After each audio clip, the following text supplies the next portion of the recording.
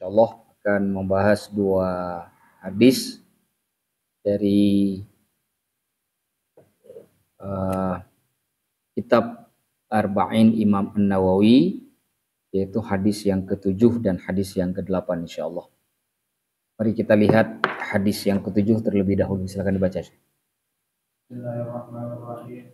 Qala al-musannifu Imam An-Nawawi rahimahullah ta'ala al-hadits as-sabi' an Abi Ruqayyah Tamim bin Aus ad-Dari radhiyallahu anhu anna an-nabiy sallallahu alaihi wasallam qala ad-din an-nasiha qulna liman qala lillahi wa li kitabihi wa li rasulihi wa li a'immatil muslimin wa 'ammatihim rawahu Muslim.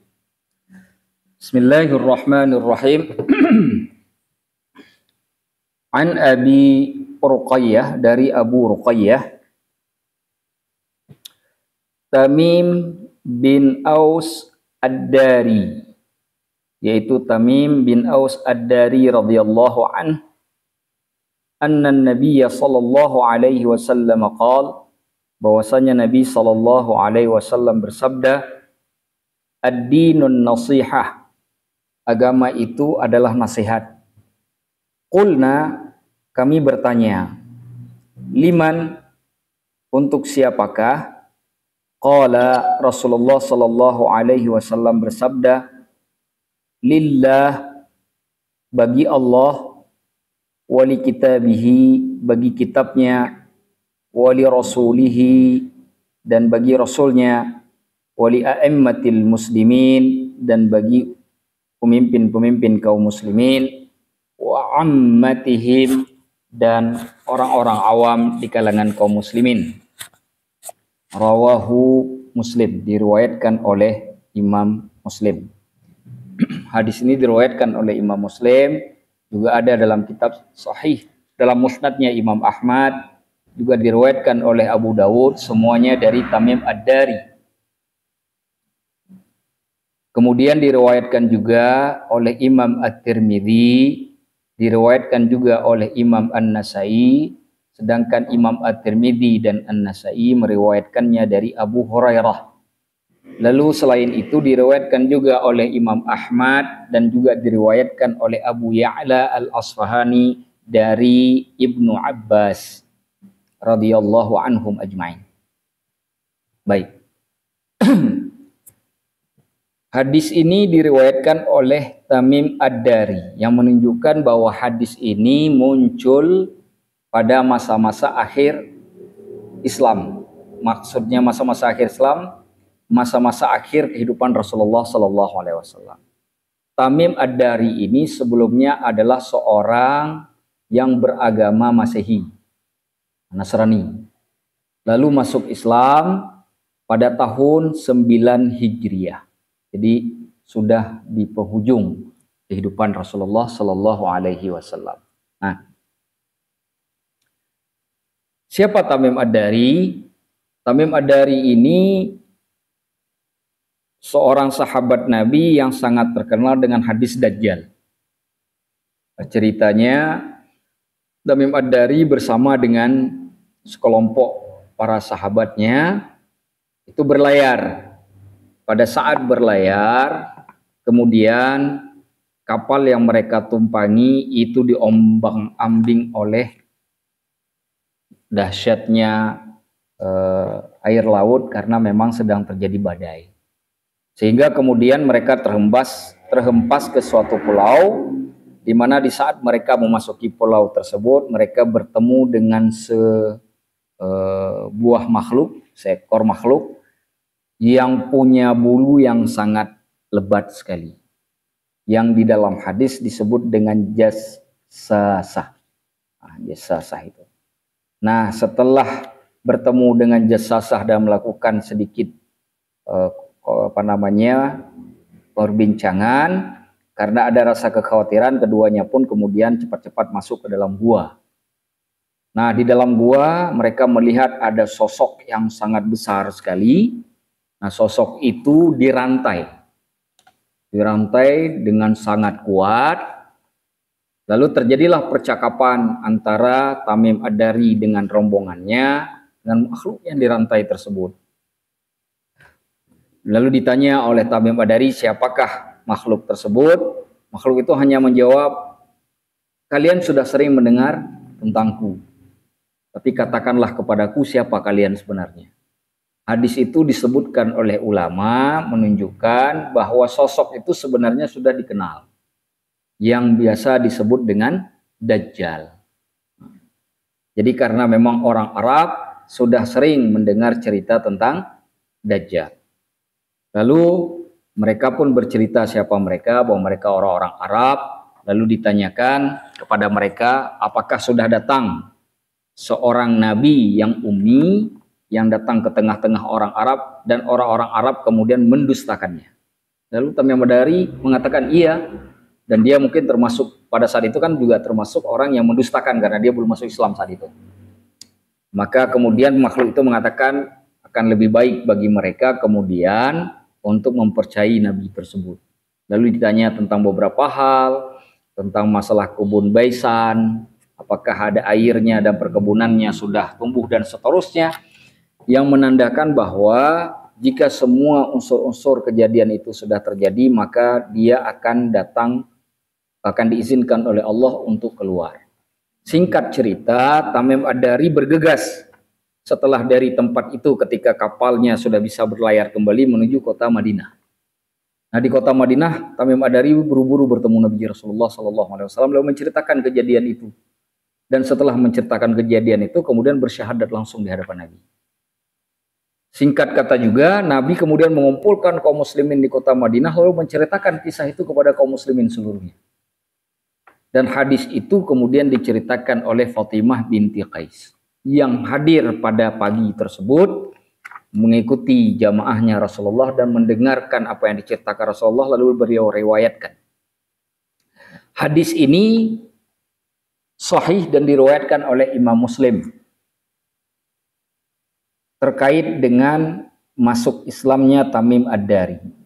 Disebutkan bahwa Tamim Ad-Dari ini sahabat Nabi SAW yang setelah masuk Islam itu sangat kuat ibadahnya.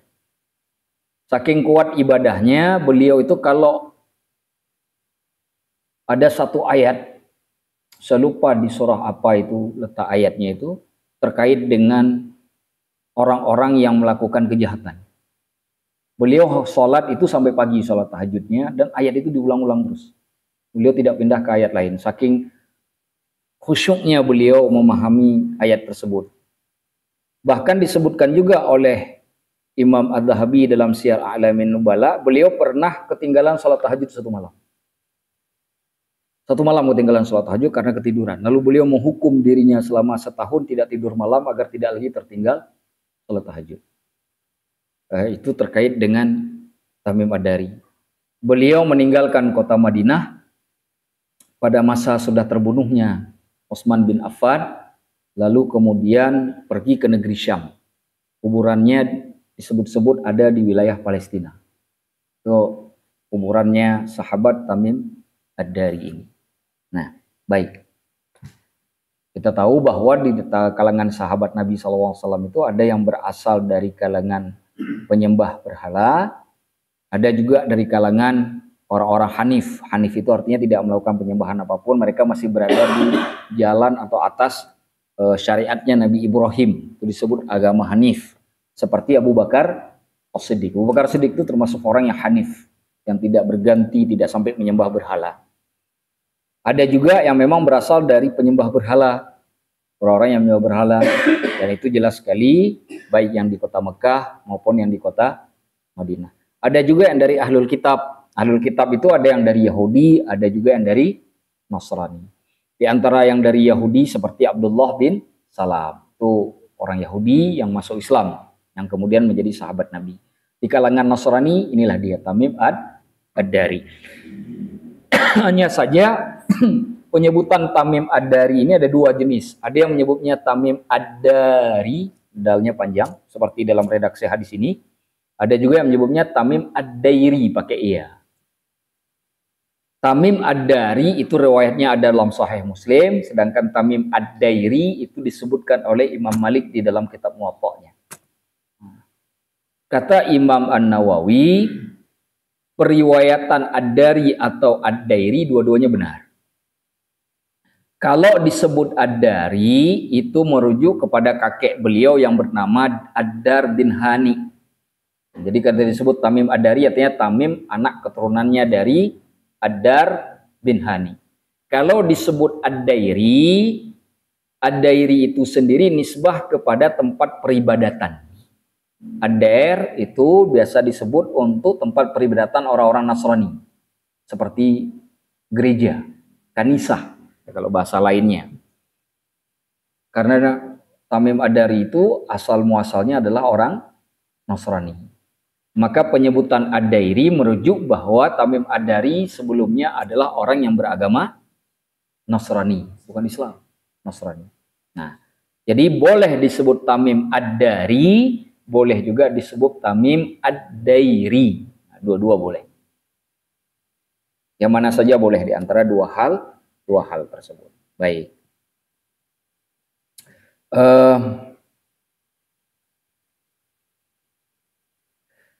Hadis ini diriwayatkan oleh Tamim Ad-Dari dari Rasulullah Sallallahu Alaihi Wasallam, di mana Rasulullah bersabda, ad-dinun nasihah, agama itu adalah nasihat.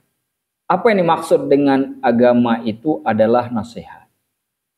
Kita tahu bahwa ketika kita bangun sebuah bangunan, maka bangunan itu tidak hanya cukup hanya satu tiang. Sebuah bangunan terkadang membutuhkan beberapa tiang, bisa 4 atau bahkan lebih, untuk supaya ketahanan bangunan itu kuat. Nah, jika Islam itu kita analogikan seperti sebuah bangunan, maka Islam juga punya beberapa tiang. Salah satunya yang paling masyhur tiangnya adalah salat. As-salatu imaduddin. Salat itu adalah tiang agama. Artinya tanpa salat keislamannya menjadi bermasalah.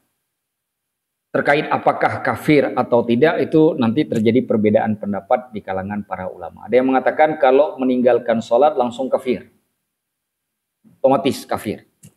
Nah, itu seperti salah satu pendapat dari Imam Ahmad bin Hanbal. Ada juga yang mengatakan kalau meninggalkan sholat tapi tetap mengimani kewajibannya, maka dia tidak sampai kafir, tapi dia sudah menjadi orang fasik. Orang yang melakukan dosa besar, orang fasik. Nah, ini perbedaan pendapat. Tetapi inti yang ingin disampaikan adalah bahwa Islam itu dibangun atas beberapa tiang. Kata para ulama, hadis ini menunjukkan tiang lainnya daripada Islam, yaitu nasihat. Jadi nasihat itu juga tiang daripada agama. Dalam bahasa sederhana, agama menjadi hilang kalau nasihat tidak lagi dilakukan. Karena ada nasihatnya, makanya adanya agama. Tanpa nasihat, maka keberadaan agama menjadi tidak ada gunanya. Nah, itu yang makna dari ad-dinun nasihat. Atas dasar itulah kemudian para ulama bersepakat bahwa nasihat itu hukumnya wajib. Nasihat itu hukumnya wajib. Karena dia menegakkan agama sebagai tiang. Sesuatu yang membuat sesuatu yang lain terlaksana, maka hukumnya menjadi wajib sesuai dengan kaidah ma la yatimmul amru illa bihi fahuwa wajib. Satu perbuatan yang tidak akan sempurna kecuali dengan sesuatu yang lain, maka sesuatu yang lain tersebut hukumnya menjadi wajib. Maka oleh sebab itu kemudian nasihat itu hukumnya menjadi wajib. Hanya saja wajibnya bukan wajib ain. Wajibnya bukan wajib ain. Nasihat itu wajibnya adalah wajib kifayah. Arti wajib kifayah, kalau sudah ada orang yang memberikan nasihat, maka semua orang terampuni dosanya. Kalau misalkan tidak ada satupun yang melakukan nasihat, maka seluruh kaum muslimin itu akan menanggung dosanya. Itu kalimatnya. Sama seperti hukum memandikan jenazah, sama seperti hukum mensalatkan jenazah, yang semuanya adalah hukum fardu kifayah. Nah, lalu kemudian kenapa tidak diwajib ainkan? Jawaban Kenapa nasihat itu tidak menjadi wajib ain? Karena pemberi nasihat itu memiliki syarat. Pemberi nasihat itu dia harus memiliki syarat-syarat tertentu. Tanpa syarat-syarat itu maka seseorang tidak boleh memberikan nasihat. Nah, karena tidak mungkin semuanya memenuhi semua kriteria tersebut, maka hukumnya tidak diwajib ainkan, tapi menjadi wajib kifayah. Lalu pertanyaannya, apa syarat-syarat orang yang memberi nasihat? Nah, syarat yang pertama dari orang yang memberi nasihat tentu haruslah seorang muslim. Kenapa? Karena berkenaan dengan kalimat setelahnya. Ketika ditanya untuk siapakah kemudian nasihat tersebut, jawabannya adalah untuk Allah, untuk kitab, untuk Rasul, dan seterusnya. Bagaimana mungkin seorang yang bukan muslim bisa memberi nasihat untuk Allah dan juga untuk kitab Al-Qur'annya dan juga untuk Rasulnya? Maka tentu dia pertama sekali haruslah seorang muslim. Karena hukum syariat itu hanya berkenaan dengan posisi seseorang sebagai muslim. Sedangkan hukum keimanan ya dan masuknya Islam seseorang itu baru berkenaan dengan semua orang. Sedangkan nasihat itu hanya dibebankan kepada orang yang sudah menjadi muslim saja. Itu satu, muslim. Yang kedua, yang diberikan beban nasihat itu adalah orang yang memiliki ilmu. Tidak peduli apakah dia sudah baligh ataukah belum.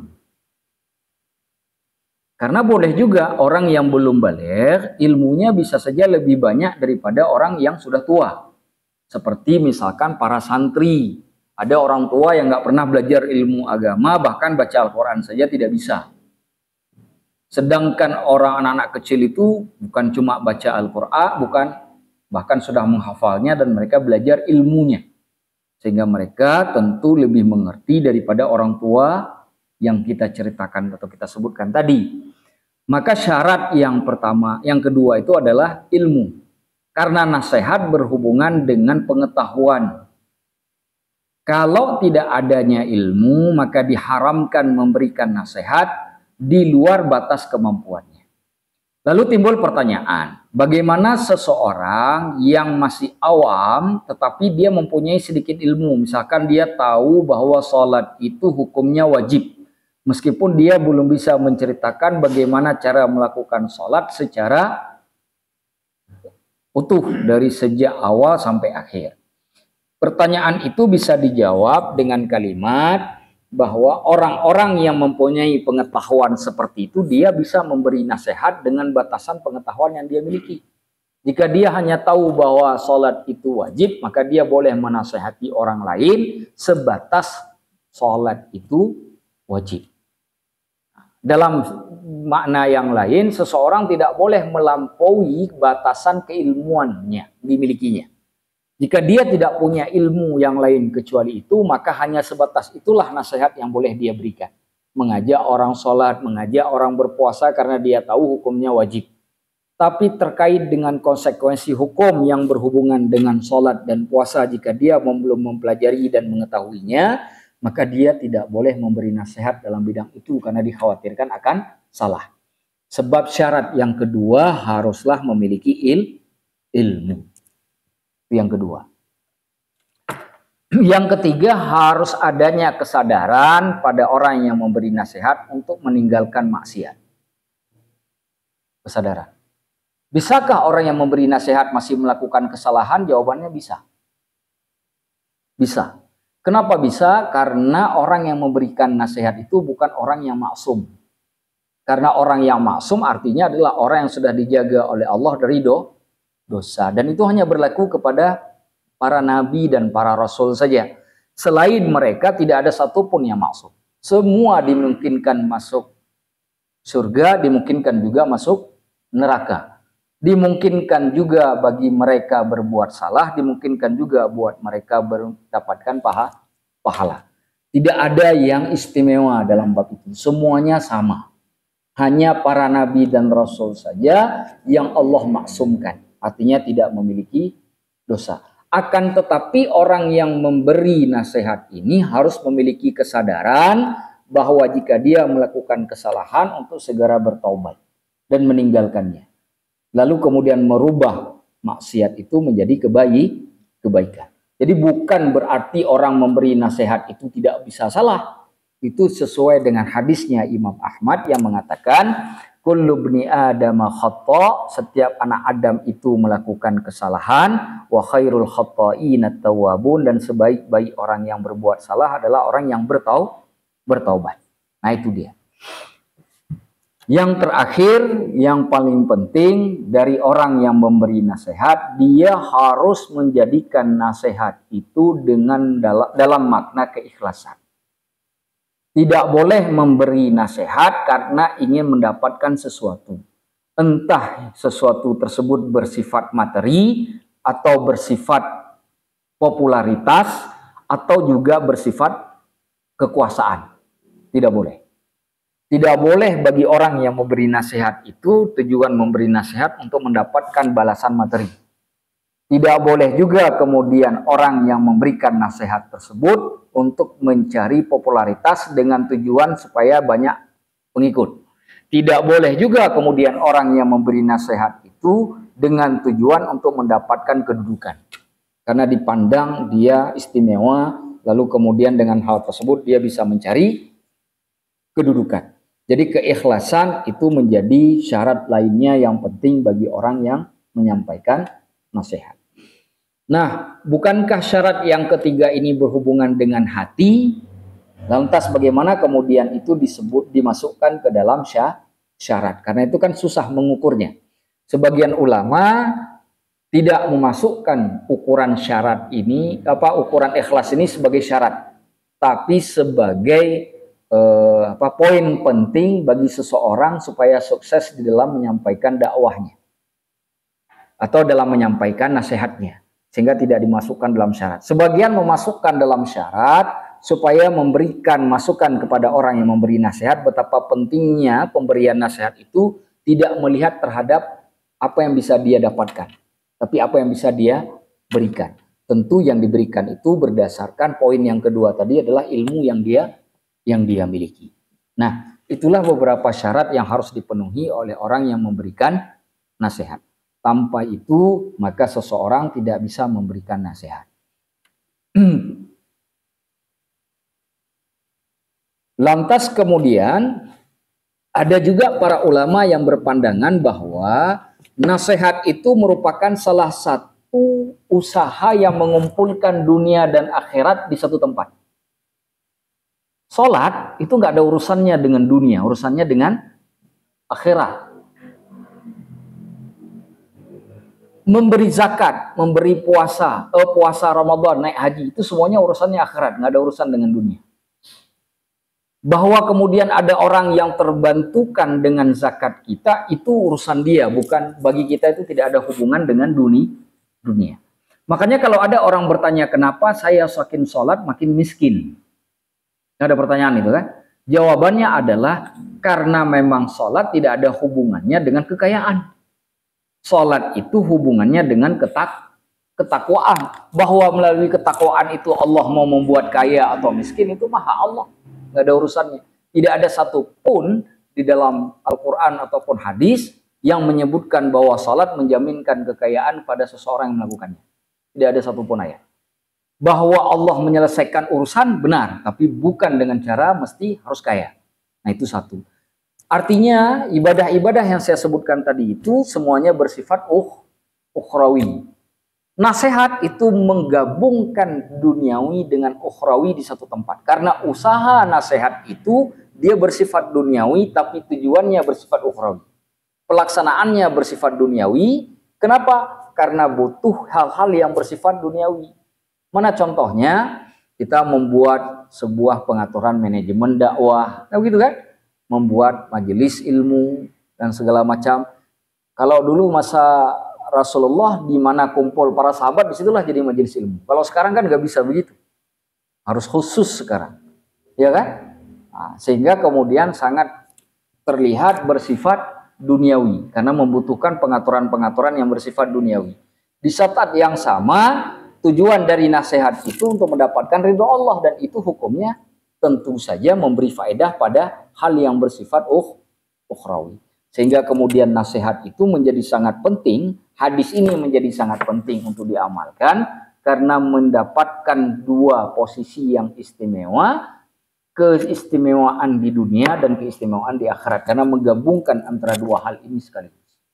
Nah, lalu timbul pertanyaan, kenapa pentingnya nasihat? Disebutkan di dalam hadis ini, nasihat itu harus mencakupi 5 hal. Kalaupun tidak mencakupi 5 hal, maka setidaknya ada 1 dari 5 hal tersebut yang harus terpenuhi daripada nasihat yang kita berikan. Kalau nasihat yang diberikan tidak mencakupi 5 hal ini, maka itu tidak sesuai dengan apa yang diinginkan oleh Rasulullah Sallallahu Alaihi Wasallam. Yang pertama adalah lillah, bahwa nasihat itu diberikan tujuannya untuk Allah.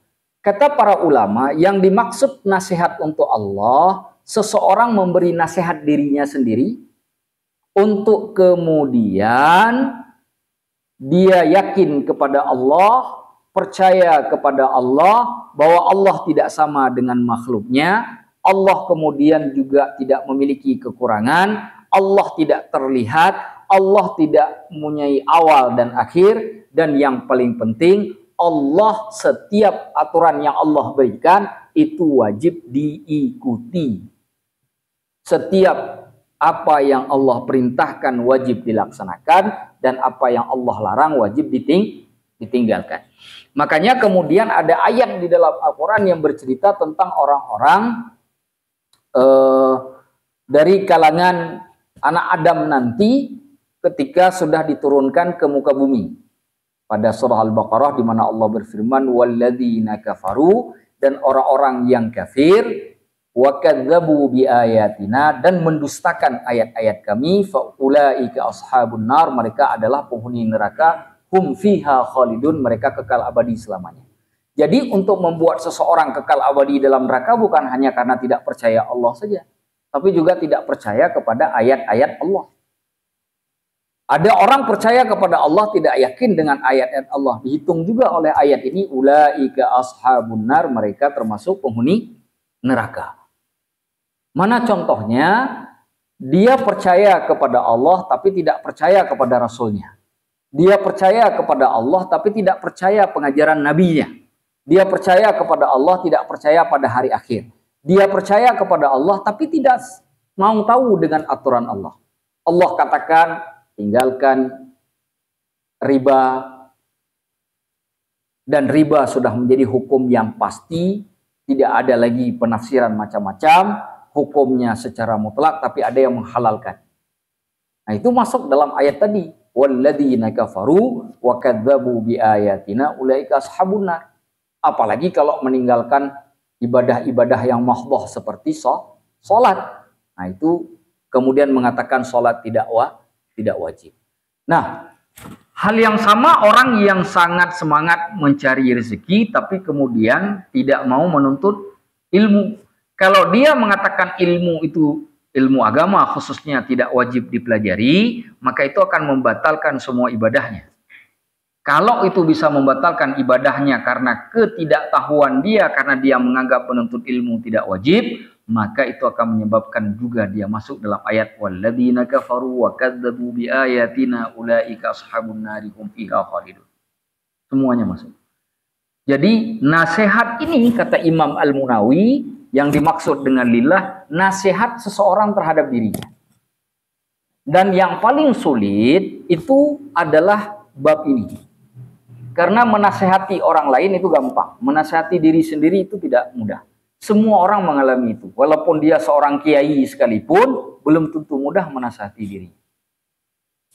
Kenapa? Karena ada ego dan nafsu pada setiap orang yang terkadang kita tidak mau disalahkan. Makanya saya paling tidak suka kalau ada orang yang bikin status di media sosial, itu status menasehati.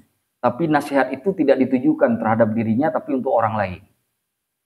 Seharusnya ketika dia membuat status itu, dia harus niatkan status itu untuk dirinya terlebih dahulu, bukan untuk orang lain. Karena lillah. Karena yang lillah ini untuk yang pertama, bukan untuk orang lain yang pertama, untuk diri sendiri. Makanya tadi dalam syaratnya harus ada kesadaran untuk meninggalkan maksiat bagi orang yang memberikan nasihat. Nah, itu dia yang paling penting. Nah, jadi lillah di sini menasihati diri sendiri untuk takut kepada Allah. Takwa. Apa itu takwa? Takwa itu adalah orang-orang yang kemudian menjalankan perintah Allah dan menjauhi larangan Allah. Sedangkan orang yang bisa melakukan itu disebut dengan muttaqin. Nah, muttaqin itu konsekuensinya ada dalam Al-Quran. Allah perintahkan, ya ayyuhalladzina amanu taqullaha haqqa tuqatih. Takutlah kepada Allah, bertakwalah kepada Allah dengan sebenar-benar takwa. Wala tamutunna illa wa antum muslimun. Lalu disebut di ayat yang lain, wa may yattaqillaha, barang siapa yang bertakwa kepada Allah, yaj'al lahu makhraja. Jadi yang satu diperintah, yang satu diberi solusi, diberi rewardnya. Apa rewardnya? Kalau punya masalah dikasih solusi. Wa yarzuquhu min haitsu la yahtasib, lalu diberi rezeki dari jalan yang tidak disangka-sangka. Banyak orang berpikir rezeki itu bersifat uang. Enggak. Rezeki tidak selamanya bersifat uang. Masih bisa tersenyum itu rezeki, walaupun uang tidak ada. Ada orang ada uang tapi nggak bisa senyum, itu lagi hilang rezekinya.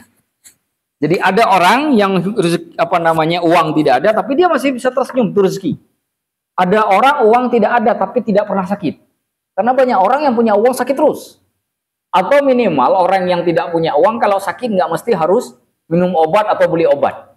Ya kan? Selimut 2 jam langsung sembuh. Nah, itu kan. Jadi itu juga rezeki. Rezeki itu juga bersifat sosial. Banyak teman, disayang orang. Itu juga rezeki. Jadi rezeki tidak selamanya bersifat materi. Kita seringkali ketika membaca ayat tadi membayangkan bahwa Allah memberi rezeki dari jalan yang tidak disangka-sangka, artinya kalau saya butuh uang Allah kasih. Terkadang Allah tidak kasih uang. Apa yang Allah kasih? Allah kasih cara menyelesaikan masalah itu. Contoh, ini anak sakit, butuh uang untuk berobat. Mungkin Allah tidak kasih uang, tapi bisa saja Allah mendatangkan orang lain untuk mengobati atau membayar kebutuhan pengobatan anak kita. Atau Allah memberikan atau membuka hati sang dokter untuk tidak memungut biaya untuk pengobatan anak kita. Atau barangkali ketika anak sakit, begitu dibawa ke rumah sakit, ternyata tidak parah. Sehingga biaya yang dibutuhkan tidak terlalu banyak yang masih sanggup kita cover. Jadi rezeki tidak selamanya bersifat materi. Menafsirkan rezeki dengan materi itu menyempitkan makna rezeki itu sendiri. Nah, oleh sebab itu, ini hakikat bertakwa kepada Allah. Itu sebabnya kenapa butuh menasihati diri sendiri untuk selalu takut kepada Allah. Dan yang paling bermasalah dalam hal ini adalah ketika di saat kita tidak lagi bersama dengan orang lain. Sendiri di kamar, sendiri di rumah, sendiri di jalan. Nah, itu tidak ada yang mengawal. Tidak ada yang melihat. Sehingga kemungkinan besar kita bisa saja melakukan banyak kesalahan. Kalau di jalan banyak melihat hal-hal yang tidak perlu dilihat misalnya. Kalau sendiri di kamar banyak menghayal yang tidak perlu dihayali, gitu ya. Apalagi yang dihayal hanya hal-hal yang sangat remeh-temeh. Ada orang itu berhayal begini, andaikan saya dapat uang sekarang 5 juta. Jelas itu hayalannya nggak akan terwujud kan? Hayalan itu sendiri gratis. Saya sering membuat anekdot begini, bikin lucu-lucuan saja sih sebenarnya. Kan hayalan itu murah ya. Gak ada gunanya menghayal dapat uang 5 juta. Menghayal saja dapat uang 5 triliun karena sama-sama nggak dapat. Ngehayal 5 juta nggak ada, uangnya ngehayal 5 triliun juga nggak datang. Mendingan 5 triliun. Ya kan? Nah, ini canda-candaan saja. Hakikatnya nggak perlu dilakukan. Hakikatnya nggak perlu Nah, kalau lagi sendiri nggak ada uang, ambil Al-Quran, baca Al-Quran. Siapa tahu mungkin nanti Allah buka jalannya, kan gitu. Daripada menghayal, insya Allah kalau jalannya nggak terbuka, tetap nggak terbuka. Nah, itu terkait dengan lillah. Wali kitabihi, dan untuk kitabnya Allah. Kitab di sini adalah Al-Quran, bukan Taurat, bukan Zabur, bukan Injil. Al-Quran. Kenapa Al-Quran? Pertama, penyebutan kitab dalam bentuk tunggal. Karena jamaknya kutub. Kitab disebut dengan makna tunggal, menunjukkan satu apa itu kitabnya? Al-Quran. Kenapa Al-Quran tidak ditafsirkan dengan Zabur, Injil, dan Taurat? Karena ini hadis diucapkan oleh Rasulullah SAW. Mustahil Nabi merujuk kitab suci kepada kitab yang tidak diturunkan kepada beliau. Sehingga tidak dimaksudkan dengan kitab di sini adalah kitab selain Al-Quran. Itu yang pertama. Yang kedua, kenapa tidak dirujuk kepada selain Al-Quran? Karena syariat yang ada di dalam setiap kitab sebelum Rasulullah sudah dihapus dengan Al-Quran. Sehingga syariat yang masih ada adalah Al-Quran. Sehingga kitab di sini maknanya adalah Al-Quran. Nah, makna yang kedua ini sama dengan makna yang pertama. Apa makna yang kedua? Menasehati diri sendiri agar kemudian yakin dengan kitab Allah. Bahwa kitab Allah itu adalah satu, kalamullah. Kalam Allah. Yang kedua, ilmullah, ilmunya Allah.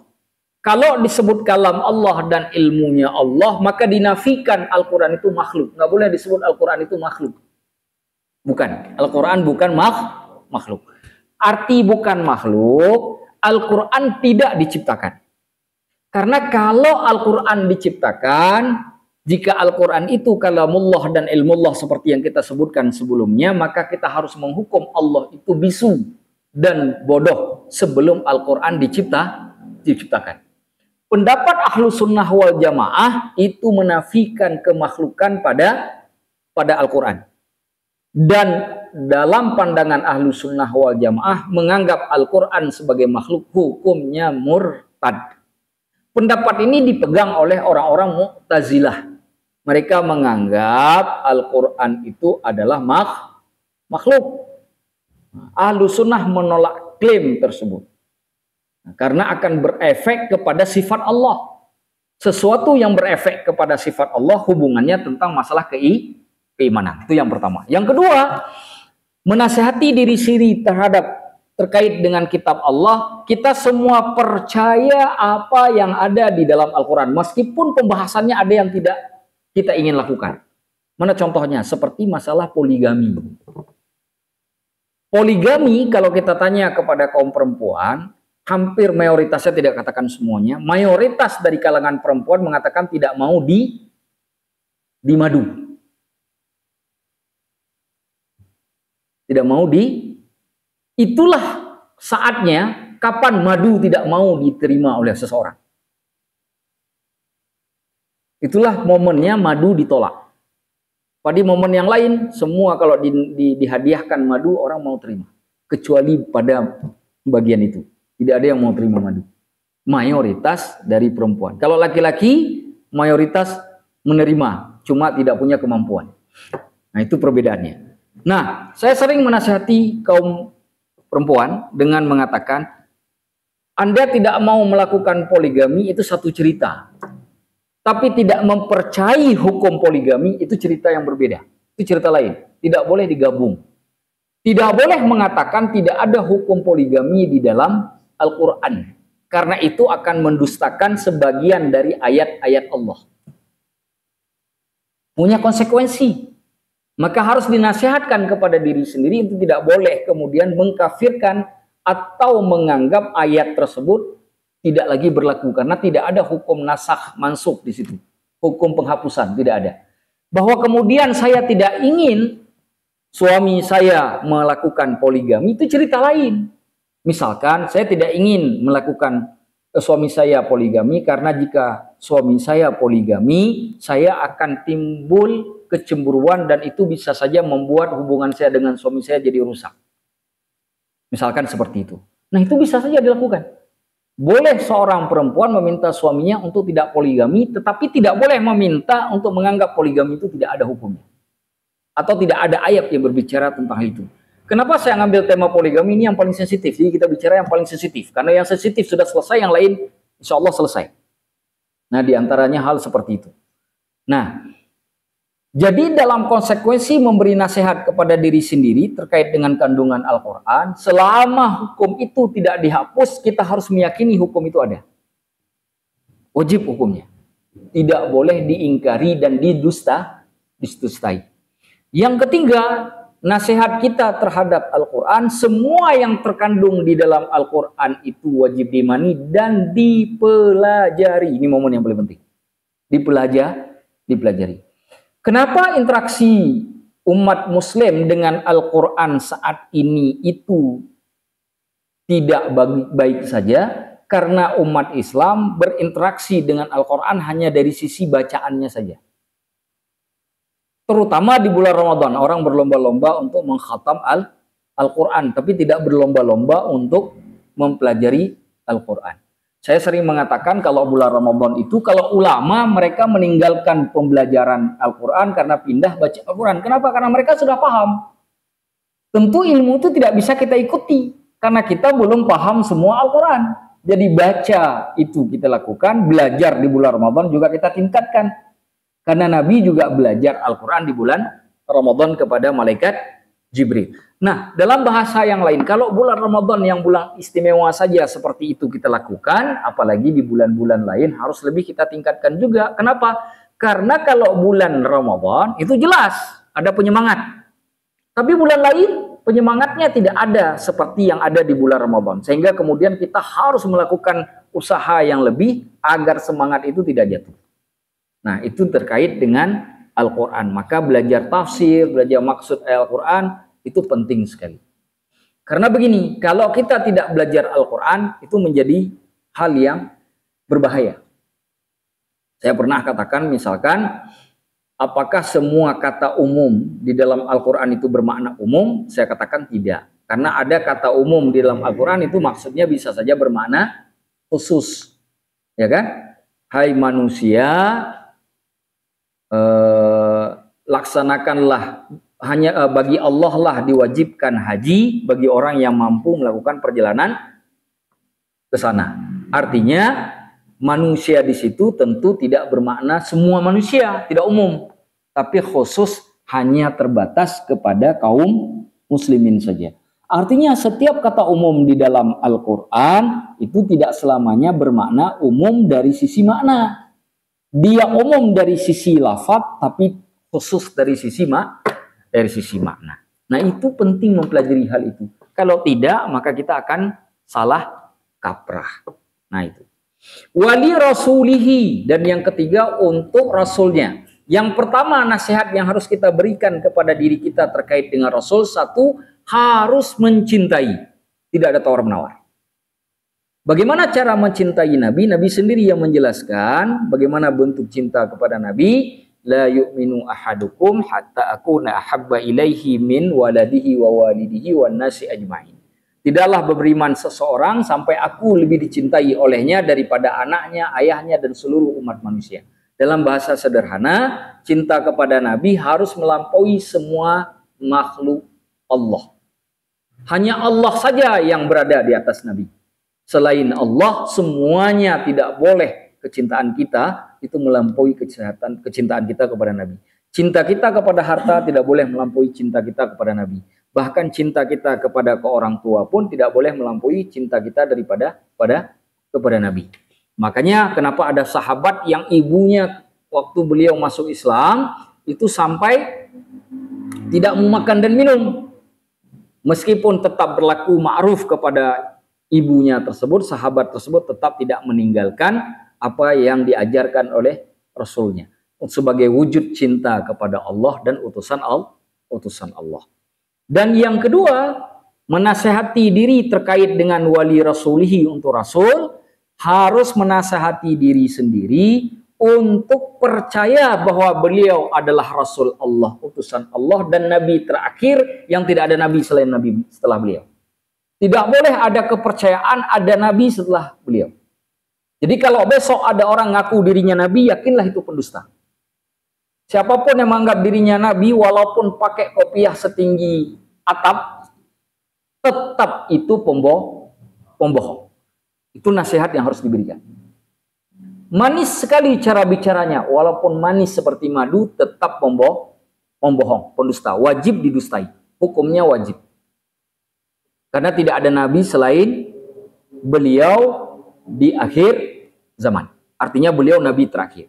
Nah, Ustadz, bagaimana dengan kedudukan Nabi Isa? Bukankah Nabi Isa nanti turun kembali dan menjadi nabi terakhir karena meninggalnya setelah Rasulullah? Jawaban ini di dalam studi Islam dijawab, Nabi Isa bukan nabi terakhir. Nabi Isa adalah nabi yang datang sebelum Nabi Muhammad yang kebetulan belum diwafatkan oleh Allah. Kenapa belum diwafatkan? Karena hukum kematian itu tidak terjadi di langit. Hukum kematian itu terjadi di bumi. Sedangkan Nabi Isa itu diangkat oleh Allah ke langit. Sehingga beliau boleh meninggal. Supaya beliau dapat meninggal harus turun kembali.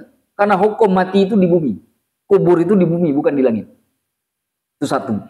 Yang kedua, kenapa tidak disebut nabi terakhir? Karena syariat beliau tidak lagi berlaku. Ketika nanti Nabi Isa turun, pada saat keluarnya Dajjal, beliau akan menjalankan syariat Nabi Muhammad SAW. Mana dalilnya? Dalilnya adalah ketika turun Nabi Isa di Damaskus, saat itu turun sambil memegang dua sayap para malaikat, dan terlihat seperti ada air yang jatuh dari badan beliau. Yaitu ada yang menyebutkan itu berlian yang jatuh seakan-akan seperti air. Beliau baru saja keluar dari kamar mandi. Saking indah dan bersihnya. Nah, ketika datang waktu subuh, karena beliau turunnya di waktu sahur, ketika datang waktu subuh, salatlah kaum muslimin di Masjid Damaskus, Masjid Umayyah Damaskus itu. Yang dulu sempat hancur pada masa Bashar al-Assad. Sekarang sudah bagus kembali. Nah, ketika para kaum muslimin salat, datanglah Nabi Isa untuk melakukan salat bersama kaum muslimin, salat subuh. Lalu kemudian kaum muslimin dan juga imam para kaum muslimin saat itu mempersilahkan Nabi Isa untuk menjadi imamnya salat. Nabi Isa alaihi salam menolak, lalu mengatakan dalam sebuah hadis diriwayatkan oleh Imam Muslim, laka uqimat, untukmu wahai imamnya kaum muslimin, salat ini ditegakkan. Nah, diiqamatkan. Dalam maksud yang lain, bahwa syariat Nabi mula kenapa salat subuh ini dilaksanakan, bukan syariat aku. Para ulama seperti Imam Nawawi mengatakan, sekiranya Nabi Isa saat itu menerima untuk menjadi imam, maka akan kacau balau pemahaman kaum muslimin, karena mereka akan beralih kepada syariat Nabi Musa, karena Nabi Musa ini seorang nabi yang punya syariat. Dengan tidak majunya beliau menjadi imam salat, itu menegaskan bahwa beliau mengikuti cara salatnya Nabi Muhammad. Karena yang imam salat itu adalah umatnya Nabi Muhammad yang menjalankan syariat Nabi Muhammad. Jadi bukan melebihkan orang yang bukan nabi daripada beliau yang nabi, bukan itu maksudnya. Tapi maksudnya adalah beliau tidak ingin orang lain memahami bahwa dengan turunnya Nabi Isa, yang berlaku pada saat itu adalah syariatnya Nabi Isa. Tidak. Jadi yang berlaku tetap syariatnya Nabi Muhammad. Artinya Nabi Isa nanti akan menjalankan syariatnya Nabi Muhammad. Dengan sebab itulah Nabi Isa tidak disebut sebagai nabi terakhir. Nah, itu cara memahami terkait dengan Nabi Muhammad. Sehingga sampai di sini kita kemudian sepakat bahwa nabi yang terakhir adalah Nabi Muhammad. Dan yang terakhir, nasihat yang harus diberikan kepada diri sendiri adalah harus percaya dengan apa yang disampaikan oleh Nabi dan kemudian dijalankan. Baik dari sisi pengajaran beliau terkait dengan hukum, dengan keimanan, juga terkait dengan adab. Itu semuanya harus diimani, semuanya harus dipercayai. Bahwa beliau tidak berdusta, bahwa beliau menyampaikan apa yang beliau terima dari Allah Subhanahu wa ta'ala. Dan ada satu lagi mungkin tambahannya yang ingin saya sampaikan juga di sini. Nasihat untuk Rasulullah harus meyakini bahwa beliau sebagai seorang manusia yang sempurna. Sempurna artinya tidak memiliki dosa, yang mempunyai sifat-sifat yang utama yang tidak dimiliki oleh manusia pada umumnya. Allahu a'lamu bishawab. Wali a'immatil muslimin, dan nasihat bagi pemimpin-pemimpin kaum muslimin. Jadi pemimpin kaum muslimin itu nasihatnya adalah kita harus menasihati diri kita sendiri untuk tidak melakukan makar kepada pemimpin kaum muslimin. Nggak boleh. Tidak boleh melakukan makar atau memerangi pemimpin kaum muslimin. Makanya para ulama bersepakat, jika kaum muslimin, ada pemimpin di kalangan kaum muslimin melakukan maksiat. Jika melakukan maksiat, maka kita haram untuk mengikutinya. Contoh misalkan ada pemimpin kita mengatakan membuat undang-undang boleh mengkonsumsi minuman keras. Itu tidak boleh diikuti. Karena ada riwayat yang mengatakan la ta'ata fi makhluqin fi maksiatillah. Tidak boleh taat kepada makhluk dalam urusan maksiat kepada Allah. Tapi kalau pemimpin melakukan salah, apakah kemudian boleh diturunkan? Nah, kata Imam At-Tibi, jika pemimpin melakukan kesalahan, maka hukum yang wajib adalah menggantikannya jika tidak ada fitnah. Ada syarat ya, tidak ada fitnah. Apa fitnah yang dimaksud? Tidak terjadi pertumpahan darah, tidak terjadi caci maki, tidak terjadi perseteruan di antara kaum muslimin yang bisa kemudian merusak ukhuwah Islamiyah. Itu fitnah namanya. Selama tidak ada fitnah itu boleh. Tapi jika ada fitnah tersebut, maka haram hukumnya menurunkannya, tapi yang wajib adalah memberi nasihat. Nah, itu dia. Nah, adapun pemimpin yang sudah benar, tidak melakukan kesalahan, maka wajib yang pertama, nasihati diri kita untuk mendoakannya. Mendoakan pemimpin tersebut. Yang kedua, wajib mendoakan supaya semua kerja dan usahanya itu dibantu oleh Allah Subhanahu wa Ta'ala. Yang ketiga, harus mendukung program-program kebaikan yang dibuat oleh para pemimpin tersebut demi kemaslahatan orang-orang yang di bawah kepemimpinannya. Dan yang terakhir adalah tidak kemudian melakukan makar dan menjatuhkan pemimpin kaum muslimin. Nah, itu terkait dengan nasihat yang harus kita berikan kepada diri sendiri terkait dengan pemimpin kaum muslimin. Nah, terkait dengan hadis ini, wali a'immatil muslimin, ini jelas bahwa kaum muslimin itu pemimpin kaum muslimin adalah tentu dari kalangan muslim. Jadi jika ada yang mengatakan bahwa orang muslim boleh memilih pemimpin yang bukan muslim, ini dibatalkan bukan hanya oleh ayat Al-Quran, tapi juga dibatalkan oleh hadis ini. Ayat Al-Quran mengatakan, la yattakhidul mu'minuna al-kafirina awliya'a min dunil mu'minin. Tidak boleh orang memilih pemimpin kecuali dari kalangan orang-orang kafir, kecuali dari kalangan orang-orang mukmin. Artinya tidak boleh cari pemimpin orang-orang kafir, nggak boleh. Orang muslim itu nggak boleh milih pemimpin dari orang kafir. Itu satu. Yang kedua, hadis ini yang mengatakan an-nasihah li a'immatil muslimin ini jelas pemimpin kaum muslimin itu mesti dari orang muslim, bukan dari orang non muslim. Karena tidak mungkin di dalam hukum Islam itu ada orang di luar Islam memimpin orang Islam. Tapi bagaimana dengan kaum muslimin yang hidup di negara-negara yang mayoritasnya non-muslim? Dia tunduk kepada aturan-aturan yang berlaku di situ selama tidak kemudian melanggar aturan-aturan agamanya. Tapi jika ada yang melanggar aturan agamanya, dan jika dia tidak melakukan itu bisa saja mendapatkan hukuman, bahkan mengancam jiwanya, maka dia melakukan itu dalam bab ad-daruratu tubihul mahdurat. Dalam kondisi darurat maka membolehkan hal yang tidak boleh menjadi boleh dilakukan. Nah, dan seperti itu. Nah, tetapi hakikatnya itu bukan pemimpin mereka. Arti bukan pemimpin mereka itu hanya pemimpin wilayah saja. Wilayah kekuasaan saja, tapi bukan pemimpin yang hakiki. Karena pemimpin yang hakiki itu adalah dari kaum muslimin. Nah, di kalangan negara-negara Islam, maka kaum muslimin tidak boleh memilih pemimpin yang dari kalangan non-muslim, tidak boleh.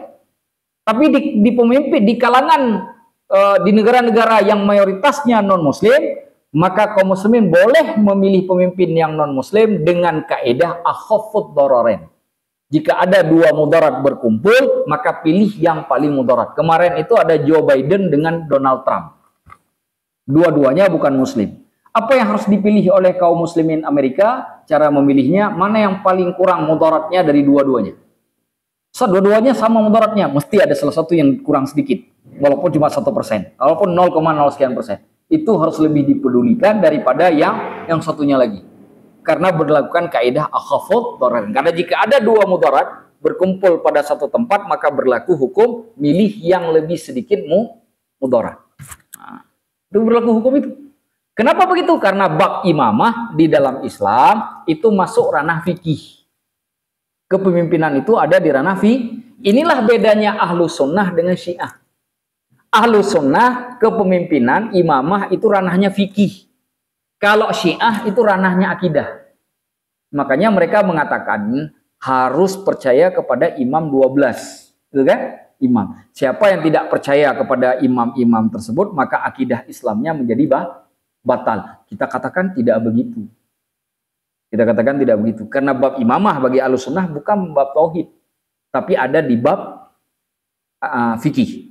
Nah, sedangkan tauhid jelas. Rukun imannya ada 6. Mereka memasukkan imamah setelah percaya kepada Allah. Jadi percaya kepada Allah nanti percaya kepada imamah. Itu rukun imannya orang Syiah. Nah, kita tidak seperti itu. Itu yang kedua. Yang ketiga yang harus dipahami adalah bahwa kaum muslimin itu, pemimpin kaum muslimin itu harus menjalankan amanah Allah dan Rasulnya. Karena mereka adalah khalifah Allah fil ard. Nah, artinya jika mereka tidak menjalankan apa yang Allah titipkan amanahnya kepada mereka, maka mereka akan mendapatkan tempat yang sangat hina. Kita dulu dalam sejarah pernah mengenal sosok pemimpin Turki, namanya Mustafa Kemal Atatürk. Dia seorang muslim tapi yang sekuler. Sekuler itu artinya memisahkan kehidupan beragama dengan kehidupan negara. Sehingga kemudian azan dirubah. Tidak boleh pakai bahasa Arab, pakai bahasa Turki. Bayangkan kalau di Indonesia orang Sunda azan pakai bahasa Sunda, begitu ke Medan pakai bahasa Batak. Ke Aceh pakai bahasa Aceh, ke Jawa pakai bahasa Jawa, di Sulawesi ada bahasa Bugis. Ya kan? Begitu kita ke Kalimantan bahasa Banjar. Nah, ini kan jadi masalah. Ya kan? Dan itu terjadi. Siapa yang melakukan azan menggunakan bahasa Arab itu ditangkap, dihukum oleh Mustafa Kemal Atatürk. Kemudian tidak ada lagi namanya pembelajaran Islam. Semua disekulerkan, pembelajaran sekuler semuanya. Perguruan-perguruan dan sekolah-sekolah tidak boleh lagi menerima murid perempuan yang menutup aurat, dalam arti kata pakai jilbab. Semua disekulerkan, tidak boleh lagi pakai jilbab. Apa yang terjadi pada akhir hidupnya? Allah hukum dia, karena dia melanggar aturan Allah. Setiap yang melanggar aturan Allah maka pasti akan dihukum oleh Allah, walaupun dia masih mengaku muslim. Apalah lagi kalau dia bukan muslim. Apalagi bukan muslim. Makanya kalau kita lihat sekarang siapa Benyamin Netanyahu, tinggal tunggu waktunya saja. Tinggal tunggunya. Dulu juga ada kan pemimpin Israel yang sampai tidur bertahun-tahun itu kan, nggak mati juga nggak hidup. Karena dia pernah membantai kaum muslimin di Lebanon tahun 1982 kalau salah itu. Siapa namanya lupa saya? Ariel Sharon. Itu sampai mati nggak mau, hidup juga nggak, begitu aja. Dan hidup pakai alat di rumah sakit bertahun-tahun, mungkin 8 tahun kalau nggak salah itu, sampai mati akhirnya begitu. Jadi hukum Allah itu bisa berlaku di dunia. Maka kepada para pemimpin, hati-hati melakukan konspirasi untuk kepentingan diri dan kelompoknya, karena bisa saja rakyat tidak melihat, tapi Allah Maha melihat. Semua akan dapat balasan. Bahkan balasan itu bisa saja dimulai di dunia. Kalau enggak di dunia ya pasti akan dapat di akhirat kelak. Baik. Kemudian yang terakhir wa'ammatihim, kepada orang-orang awam. Orang awam itu nasihatnya bukan lagi terhadap diri kita sendiri, tapi nasihat kepada orang lain.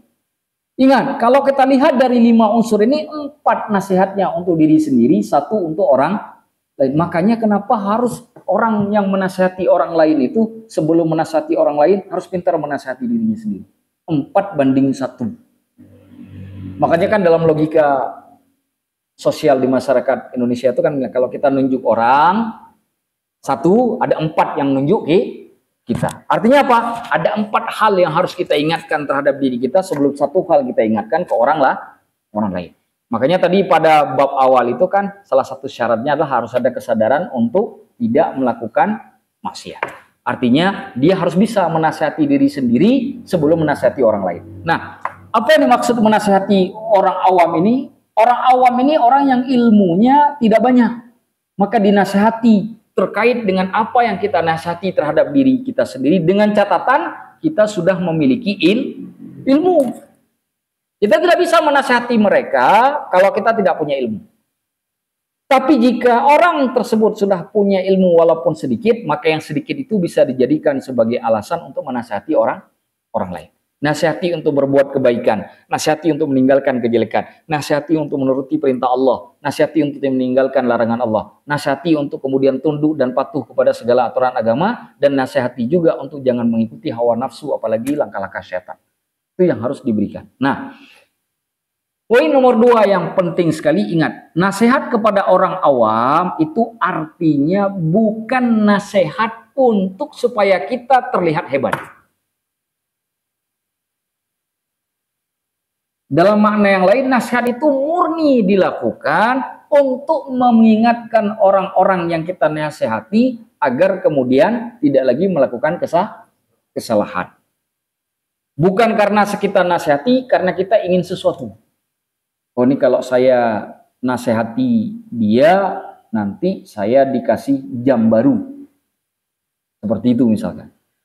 Ustaz, bagaimana kalau benar-benar dikasih? Selama kamu nggak mengharapkan, itu bonus namanya. Kalaupun ditolak ya silakan, kalau mau diterima juga nggak dilarang. Nggak dilarang. Tapi kalau minta atau diharapkan, maka rusak hukum yang tadi kita ceritakan di awal yang disebut dengan ikhlas. Ketika hukum ikhlas itu rusak, masa dakwah nggak ada manfaatnya lagi buat dia. Tidak dipandang oleh Allah. Maka ketika kita menasihati bukan tentang kita, tapi tentang Allah dan Rasulnya. Tidak boleh menasihati untuk meninggikan diri kita, tapi menasihati untuk supaya orang tersebut meninggikan Allah dan Rasulnya. Menasihati orang bukan untuk supaya orang memuja-muji kita, tapi supaya kita menasihati orang agar orang yang kita nasihati memuja-muji Allah dan Rasulnya. Bisa dipahami? Nah, itu yang harus diingat terkait dengan nasihat wali ammatihim, itu orang-orang awam di kalangan kaum muslimin. Wallahu a'lamu bissawab. Maka selesailah hadis ini. Hadis ini lebih bersifat dakwah, lebih bersifat ingatan, lebih bersifat peringatan. Tapi ini menjadi penting karena hadis ini banyak sekali orang yang tidak lagi peduli. Bahkan sekarang banyak orang yang mengajak orang kepada kemungkaran. Orang yang mengajak orang lain kepada kemungkaran sudah menyelisihi hadis ini. Karena yang dituntut oleh Allah dan Rasulnya adalah nasihat, bukan mengajak orang kepada kesalahan. Allahu a'lam bishawab. Jika ada pertanyaan saya persilakan, kalau tidak kita sambung pada hadis yang selanjutnya.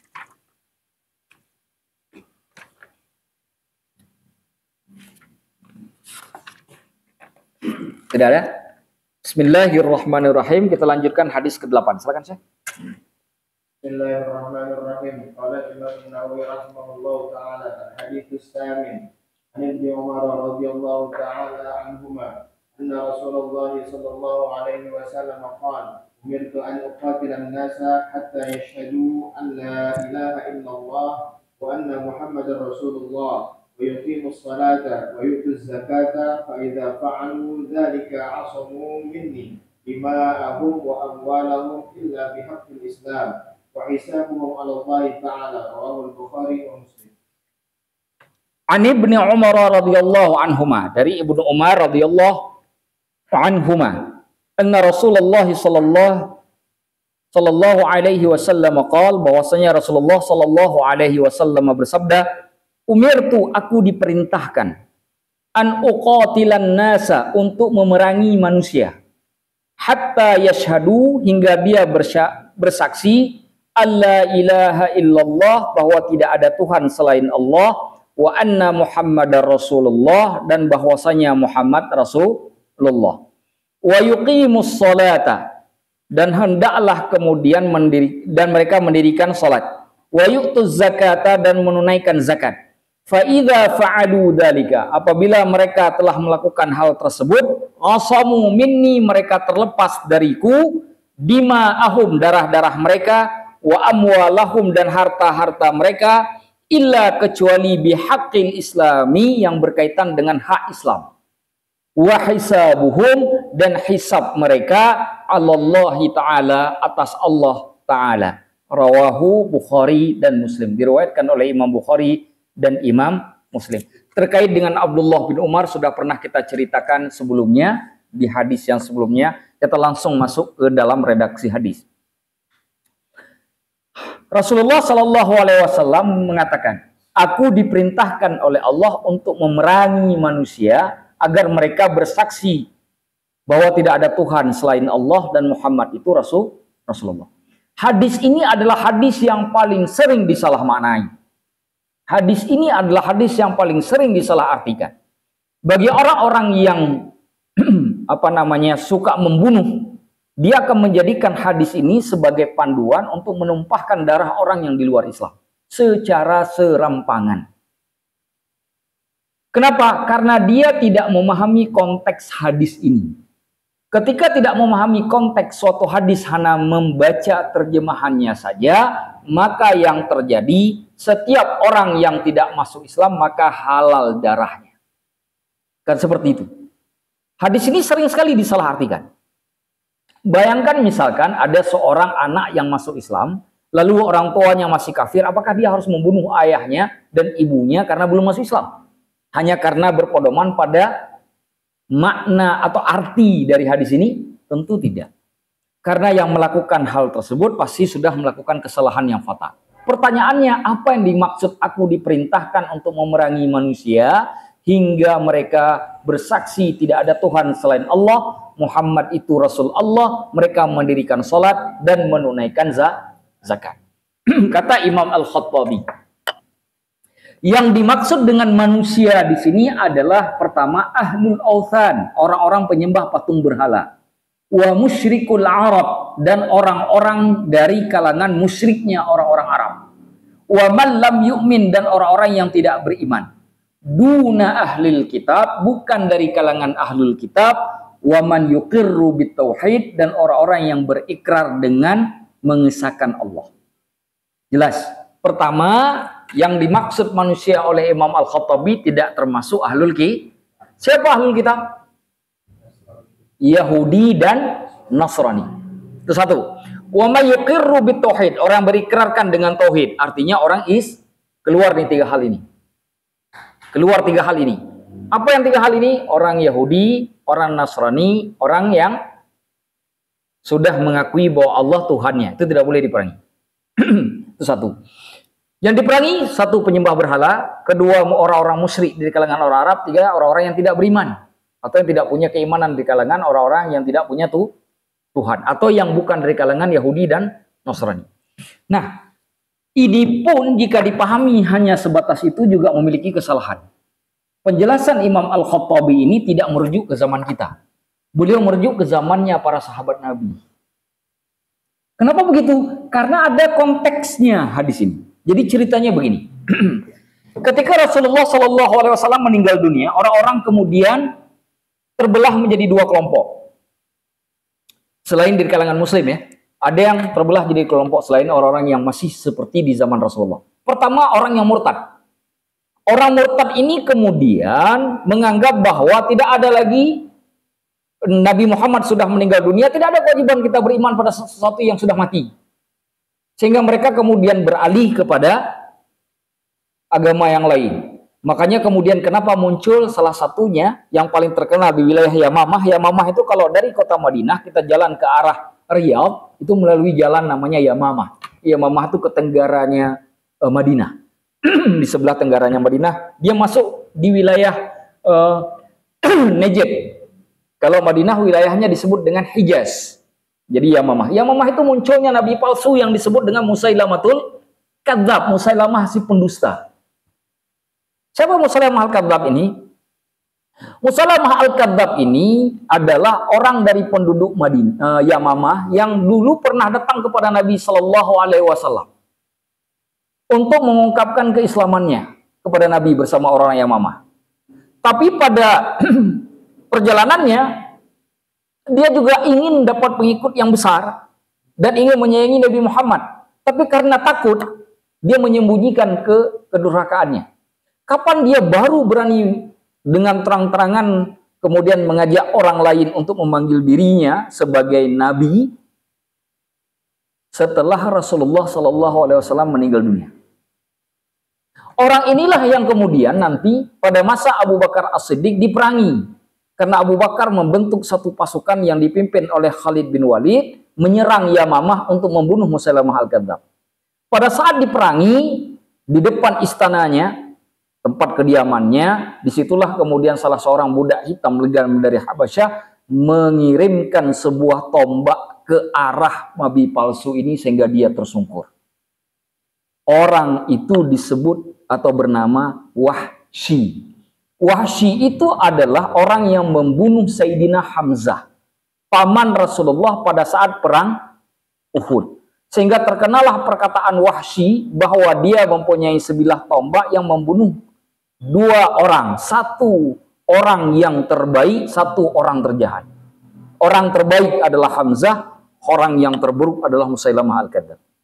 Dan dia minta ikut dalam rombongan tersebut, memang ingin membunuh Musailamah Al-Kadzab. Kenapa? Sebagai bentuk penebusan dia karena pernah membunuh orang terbaik di masa Nabi. Di saat dia belum masuk Islam.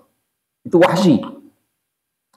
Orang yang oleh Nabi walaupun tidak dibenci, tapi beliau tidak sanggup melihat wajahnya.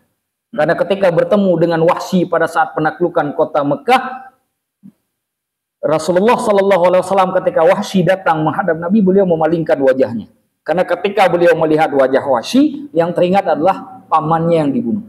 Karena beliau takut jika beliau terus memandang wajah Wahsy, maka akan timbul kebencian beliau kepada Wahsy. Sedangkan Nabi tidak boleh membenci umatnya.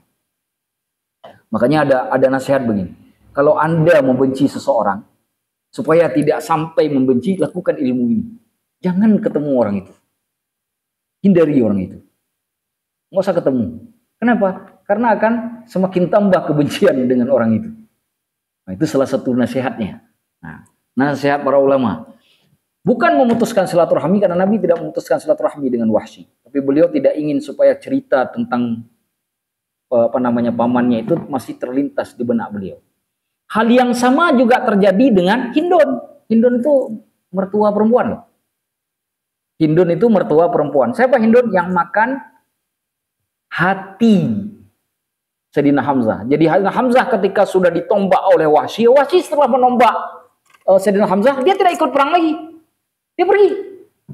Karena janji dia dengan Hindun, tugas dia di perang Uhud hanya menombak Hamzah.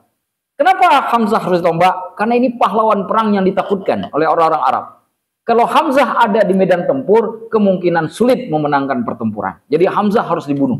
Maka ditugaskanlah oleh Hindun untuk membunuh Hamzah dengan balasan kalau Wahsy bisa membunuh Hamzah, maka akan dilepaskan dari perbudakan.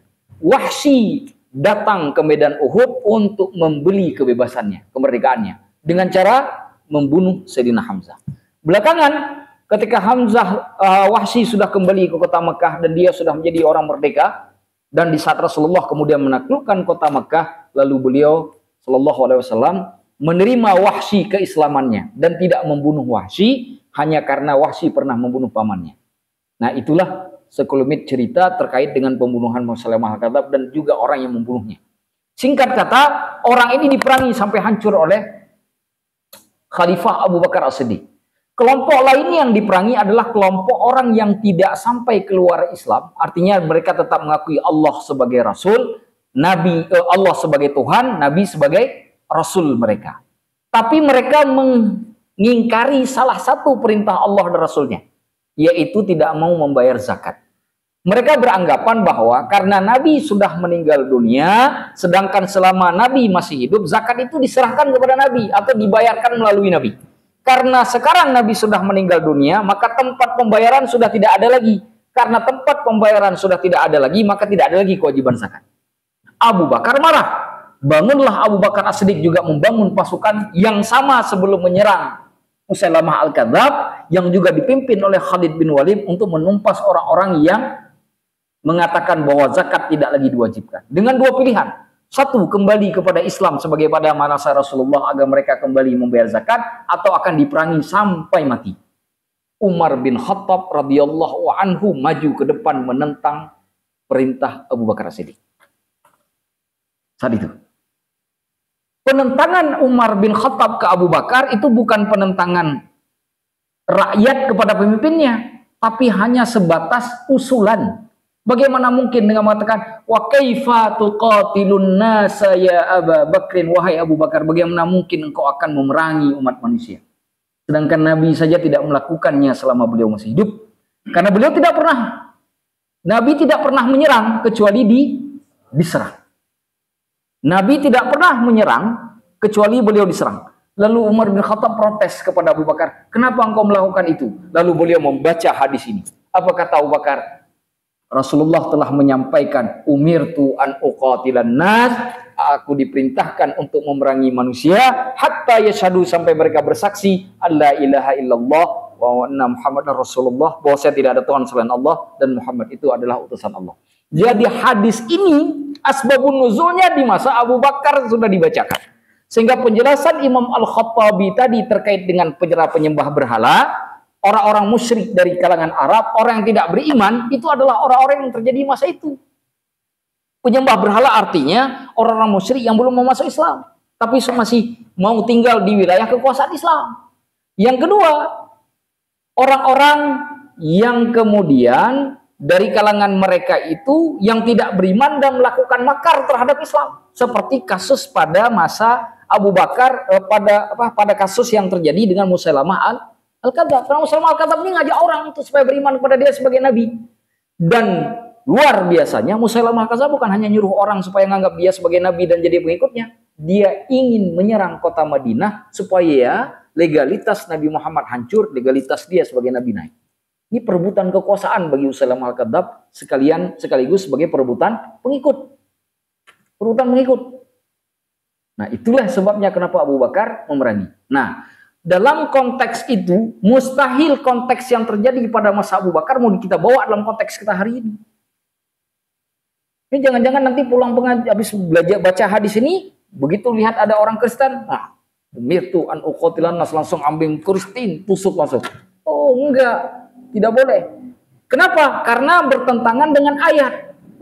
Apa ayatnya? Ada dalam surah Al-Mumtahinah.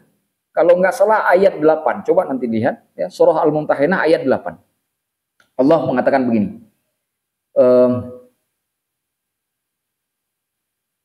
Allah tidak melarang kalian, lan yanhakumullah, Allah tidak melarang kalian. Ini konteks ayat ini terkait dengan berbuat baik. Ya. Anil ladzina lam yukhrij, anil ladzina lam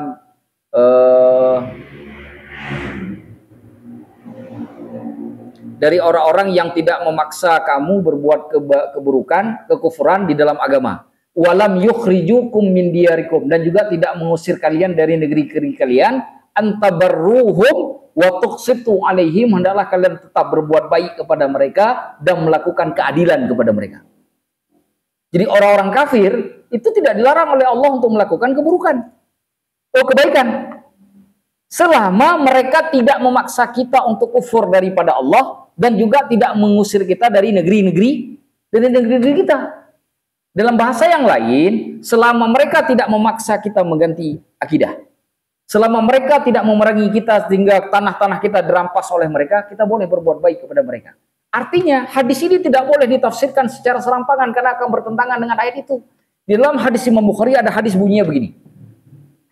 Man qatala mu'ahadan, barang siapa yang membunuh orang-orang kafir yang sudah terikat dengan perjanjian. Perjanjian disebut baik perjanjian tertulis maupun perjanjian yang tidak tertulis. Perjanjian tidak tertulis itu seperti orang-orang non-muslim yang hidup di sekitar kita hari ini. Kata Rasulullah, siapa yang memerangi mereka, lam yarih raihatal jannah, maka tidak akan bisa mencium bau surga. Di dalam riwayat yang lain itu ada tambahan pada ujung hadisnya. Fa'ana khasmuhu yaumal qiyamah. Kalau nggak salah itu hadis Abu Daud. Fa'ana khasmuhu yaumal qiyamah. Orang yang melakukan itu maka aku akan jadi musuhnya di hari kiamat, kata Nabi. Jadi menunjukkan bahwa pemahaman memerangi manusia di sini agar mereka mengucap la ilaha illallah Muhammadur Rasulullah, itu tidak dilakukan secara umum. Kalau dilakukan secara umum juga akan bertabrakan dengan ayat lainnya di dalam ayat yang setelah ayat kursi. La ikraha fiddin, tidak ada paksaan dalam agama. Maka tidak boleh memerangi orang untuk memaksa masuk Islam, gak boleh, karena sudah ada larangannya. Lantas apa yang dimaksudkan di sini? Nah, yang dimaksudkan di sini, orang-orang di sini tidaklah bermakna umum. Karena di dalam hukum Al-Quran dan hadis, setiap kata umum tidak selamanya bermakna Nah, ini umum ya. Umum itu ada dua. Kayaknya dulu pernah juga saya jelaskan. Al-umum. Umum. Al-umum itu dibagi dua hukumnya. Satu, al-umum yuradu bihi al-umum.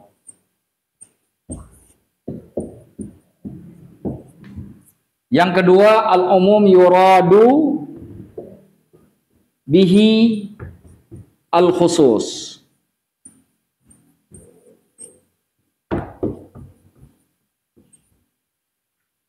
Yang pertama, setiap ucapan yang umum, makna yang diinginkan darinya adalah juga makna umum. Mana contohnya? Seperti ayat dalam Al-Quran, ya ayuhan nasu'budu rabbakumul ladzi khalaqakum. Wahai orang-orang, wahai manusia, beribadahlah kalian kepada Allah, kepada Tuhan kalian yang menciptakan kalian. Manusia yang dimaksud itu semua manusia. Kata manusia itu umum. Dan makna ayat tadi juga umum.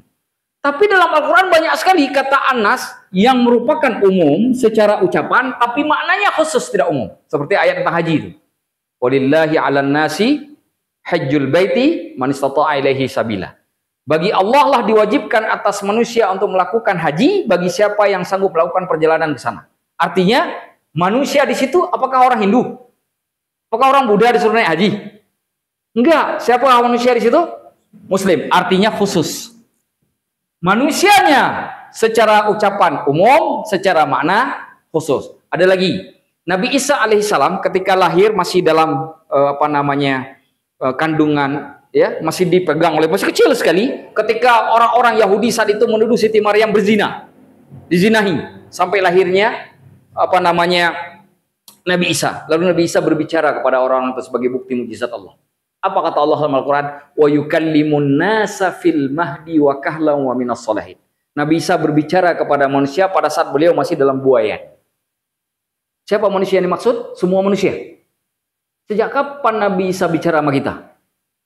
Maka yang dimaksud dengan manusia di situ adalah orang-orang yang mendatangi Siti Maryam. Khusus. Ucapannya umum, maknanya khusus. Jadi tidak umum. Jadi yang dimaksud dengan manusia di sini maka bukanlah seluruh manusia. Kita tahu orang yang tidak bersyahadat itu disebut orang kafir. Al-kafir.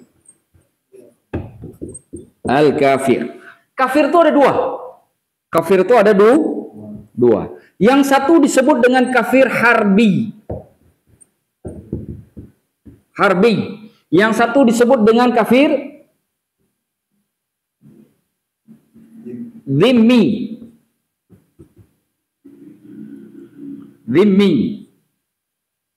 Harbi artinya yang diperangi. Zimmi artinya yang dilindungi. Jadi kafir ada dua. Ada kafir harbi, ada kafir zim. Orang yang tidak bersyahadat adalah orang yang kafir. Itu kan kata hadis tadi kan? Aku diperintahkan untuk memerangi manusia sampai mereka bersaksi bahwa tidak ada Tuhan selain Allah dan Muhammad adalah Rasul. Dalam bahasa yang lain, aku diperintahkan untuk memerangi manusia yang masih kafir. Kan begitu kan maknanya? Nah sekarang pertanyaannya, karena ini kafir yang dimaksud oleh hadis, apakah dua-duanya kafir harbi dan dhimmi atau salah satunya saja? Kalau kita katakan dhimmi termasuk, maka bagaimana kita memahami hadis Rasulullah yang mengatakan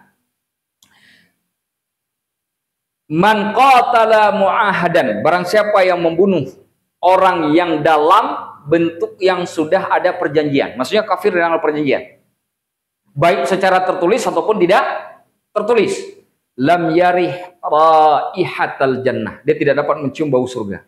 Maka orang yang dalam ikatan ada perjanjian dengan kaum muslimin karena sudah hidup berdampingan, itu adalah orang dhimmi. Maka dalam hal ini yang dimaksud oleh hadis ini bukan kafir dhimmi. Tapi siapa juga? Kafir harbi. Mana contoh kafir harbi? Orang Belanda yang dulu datang ke kita dengan menjajah kita, itu boleh datang ke pasar tusuk langsung, nggak perlu minta izin, bang, aku tusuk. Kalau enggak lah, tusuk aja langsung. Halal hukumnya. Kenapa halal? Karena mereka harbi. Maka dulu para pejuang kita di negara kita dulu, itu Belanda datang di pasar, tiba-tiba tusuk, nah mati Belandanya.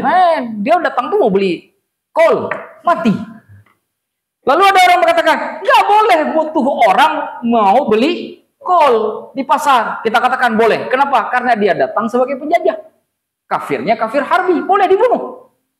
Kapan dia tidak boleh dibunuh? Ketika dia mengatakan asyhadu an la ilaha illallah wa asyhadu anna muhammadar rasul. Nah, itu nggak boleh dibunuh lagi. Dulu itu terjadi di bangsa kita. Ya kan? Sejarahnya banyak. Kalau di tempat kami di Aceh itu sering dikatakan Belanda datang ke pasar, tiba-tiba ada satu yang mati. Yang bunuh kadang-kadang perempuan, tusuk aja pakai rencong. Karena rencong itu senjata yang sebenarnya dibentuk untuk kaum perempuan sebenarnya. Supaya mudah untuk nusuk dari jarak dekat. Kenapa bisa membunuh orang seperti itu? Karena mereka penjajah. Tapi dalam kondisi sekarang, jika ada orang Belanda datang ke Indonesia, dia datang untuk jadi turis, nggak boleh dibunuh. Kenapa? Dia tidak memerangi kita, tidak menjajah kita. Hukumnya bukan kafir harbi, hukumnya kafir dhim. Kalau dia datang ke pasar beli kol, nggak boleh lagi ditusuk. Karena bukan lagi kafir harbi, kafir dhim. Jadi hadis ini menuju kepada boleh kita memerangi orang-orang kafir harbi. Dalilnya adalah waqatilu fi sabilillahi alladhina yuqatilunakum wala ta'tadu. Dan perangilah orang di jalan Allah, orang-orang yang memerangi kamu, dan janganlah kamu berlebih-lebihan. Innallaha la yuhibbul mu'tadin. Sesungguhnya Allah tidak menyukai orang yang berlebih-lebihan. Jadi kalau mereka datang untuk membunuh kita, kita boleh bunuh mereka. Kalau dia datang untuk menyerang kita, kita boleh menyerang dia. Kalau dia datang untuk menjajah kita, maka kita boleh memerangi dia. Begitu hukumnya. Jadi hadis ini hanya berlaku untuk kafir Nah itu. Jadi jangan nanti pulang dari majelis, begitu lihat, oh orang ini ke gereja, Rama bawa Grab, ngantar orang misalkan turun ke gereja. Belum turun, bunuh duluan. Kenapa? Gara-gara hadis ini. Enggak. Kata Rasulullah dalam hadis Abu Daud, fa'ana khasmuhu yaumal qiyamah, aku akan menjadi musuhnya dia di hari kiamat. Tapi yang dibunuh tidak beriman kepada Allah, walaupun dia tidak beriman kepada Allah. Karena hukumnya untuk zimmi, dia sudah diberi kebebasan dan tidak boleh diganggu-gugat. Hukum pada zimmi menyampaikan Islam secara ma'ruf. Mana dalilnya? Kuntum khaira ummatin, kalian sebaik-baik umat, ta'muruna bil ma'ruf wa tanhauna 'anil munkar. Kalimat ma'ruf di situ dipahami memberi nasihat kembali kepada hadis sebelumnya. Nah, tapi nasihat yang diberikan bukan nasihat syariat, bukan nasihat hukum, tapi hanya nasihat keimanan. Karena nanti kalau dia sudah masuk Islam, baru nasihatnya baru nasihat yang lain, ada tambahan. Tapi kalau bagi yang masuk Islam, nasihatnya adalah nasihat keimanan. Nah itu satu. Yang kedua, apakah kafir harbi tersebut jika sudah menyerah masih boleh dibunuh? Ada satu kasus ketika peperangan antara kaum musyrikin kota Madinah, antara Rasulullah dengan kaum muslimin di kota Madinah yang dipimpin oleh Khalid bin Walid saat itu dengan orang-orang Quraisy dari Mekah. Lalu ada tawanan yang kemudian dibunuh oleh Khalid bin Walid karena Khalid bin Walid enak banget lihat ini tawanan ini. Ini orang ini suka mencaci Islam. Sekarang jadi tawanan. Hukum di dalam Islam tawanan tidak boleh dibunuh. Maka jangan heran kalau ada orang Palestina ditangkap Israel dibunuh, tapi kalau tawanan di Hamas tidak dibunuh. Kalau dibunuh melanggar aturan Rasulullah. Karena tidak boleh membunuh tawanan. Makanya jangan heran kan kalau ada tawanan itu cerita diperlakukan dengan baik, dikasih makan segala macam, ya kan? Karena memang tidak boleh membunuh tawanan. Dan itu pernah terjadi di masa Rasulullah. Khalid bunuh seorang tawanan. Mungkin karena nek banget lihat tawanan itu tuh. Melihat wajahnya udah nek banget, dibunuh. Dibunuhnya bukan di dalam perang. Setelah peperangan saat sudah ditangkap. Apa kata Rasulullah? inni bari'um mimma fa'ala Khalid bin Walid. Aku berlepas diri, kata Rasulullah, dari apa yang dikerjakan oleh Khalid bin Walid. Nabi ngomong begitu. Ini yang lakukan sahabatnya, tapi Nabi ngomong begitu. Sejak saat itulah kemudian jadi hukum yang jelas bahwa tidak boleh membunuh tawan dan itu mendapatkan dosa yang besar. Tentu seorang sahabat bisa saja melakukan kesalahan dan Khalid pasti sudah bertobat, buktinya sudah diterima tobatnya, buktinya karena digelar dengan Saifullah, pedang Allah kan. Tapi itu pernah dilakukan oleh Khalid bin Walid di awal-awal. Di awal-awal kepemimpinannya, di awal-awal dia terjun dalam tentara kaum muslimin karena memang kondisi orang-orang kafir Quraisy menentang kaum muslimin saat itu sangat luar biasa. Fitnah di mana-mana, dikepung dengan senjata, kemudian juga ada kerjasama dengan orang-orang Yahudi dari Madinah, bahkan mengompori orang-orang dari luar Madinah sampai ke orang-orang Romawi yang ada di Suriah. Itu juga dikompori untuk menyerang kota Madinah. Jadi luar biasa terkepungnya para sahabat sehingga kemudian kalau secara logika wajar sekali Khalid bin Walid membunuh tawanan itu. Wajar. Mungkin kalau kita bukan 1, mungkin 100 kita bunuh. Yang kita tangkap 1.100 kita bunuh mungkin. Khalid hanya bunuh 1. Tapi Rasulullah sudah mengatakan, ana bari'um mimma fa'ala Khalid bin Walid. Kata Rasulullah. Nah, maka tidak boleh bunuh. Nah, bagaimana kondisinya dengan kafir harbi ini? Apakah dilepas atau bagaimana? Jika kita ingin menyerang suatu kaum. Kalau kita menyerang suatu kaum atau diserang oleh suatu kaum, maka ada 2 hukumnya. Kalau orang lain menyerang kita, kita tangkap, maka dia harus dikembali ke tempatnya dengan catatan dia tidak boleh lagi ikut perang. Dilepas. Tapi untuk pelepasan itu ada yang namanya tebusan. Supaya bisa dilepas dia dipulangkan, dia harus ditebus. Dan itulah yang dilakukan oleh Rasulullah pada tawanan perang Badar. Orang-orang dari kota Mekah datang ke Madinah untuk menebus. Ada yang menebus saudaranya, ada yang menebus anaknya. Nebus. Supaya dikembalikan dari Rasulullah ke kota Mekah. Itu satu. Tapi kalau kita yang kemudian menyerang satu kaum, karena kaum itu pernah menyerang kita dan kita harus menyerang karena mereka melakukan konspirasi, seperti yang Rasulullah lakukan kepada orang-orang Khaybar, maka caranya adalah beri 2 pilihan. 1, masuk Islam. Yang kedua, bayar jizyah. Kalau dia tidak mau salah satu dari 2 hal ini, maka boleh diperangi. Itu kafir harbi ini. Tapi kalau dia tunduk dengan catatan tidak akan lagi melakukan makar, tapi mau membayar jizyah, maka dia tidak boleh diganggu. Saat itu berubah hukum kafir harbinya ke kafir dhimmi. Secara otomatis berubah hukum kafir harbinya menjadi kafir dhimmi. Tapi kalau masih dalam peperangan, itu tidak perlu ada pilihan. Kalau dalam kondisi masih peperangan, bisa bunuh seenaknya.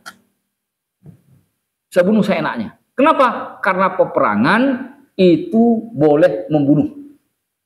Boleh dibunuh kan? Makanya kan diizinkan membunuh. Kapan? Di dalam peperangan salah satunya. Tapi ada ayat yang tadi saya bacakan. Wala ta'tadu, jangan berlebih-lebihan. Apa makna berlebih-lebihan? Pembunuhan yang dilakukan atau kerusakan yang ada dalam peperangan itu tidak boleh. 1, tidak boleh merusak tanaman. 2, tidak boleh merusak gedung. Yang sekarang sulah sekali ini dihindari karena pakai misil. Kalau dulu enak pakai pedang. Nggak mungkin pula kita rusak bangunan pakai pedang kan. Ini pakai pedang, Tuan Jo. Tumpul pedangnya kan. Tapi kalau sekarang pakai bom. Iya kan? Pakai bom, jangankan ruko, gedung bertingkat aja ludes. Misil sekarang. Ya kan, balistik, ya kan? Jangankan atas, katanya yang bunker aja rusak. Yang di bawah tanah, apalagi yang di atas tanah. Yang sekarang tuh makanya sulit dihindari.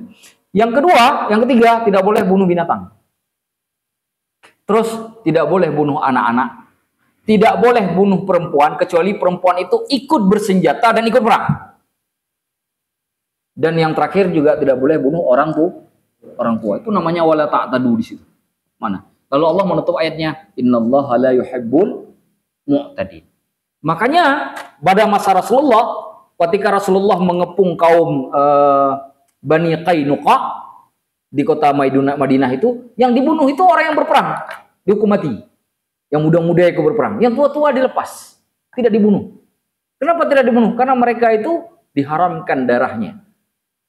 Tapi kenapa diharamkan darahnya? Karena sudah turun perintah supaya mereka diusir dari kota Madinah. Kalau mereka tidak diusir kota Madinah, pasti Nabi akan ngasih dua pilihan. Satu beriman, dua jizyah. Tapi mereka diusir. Ketika diusir, mereka tidak boleh bawa harta benda. Harta benda itulah sebagai tebusan. Disebut dengan ghanimah, harta rampasan perang.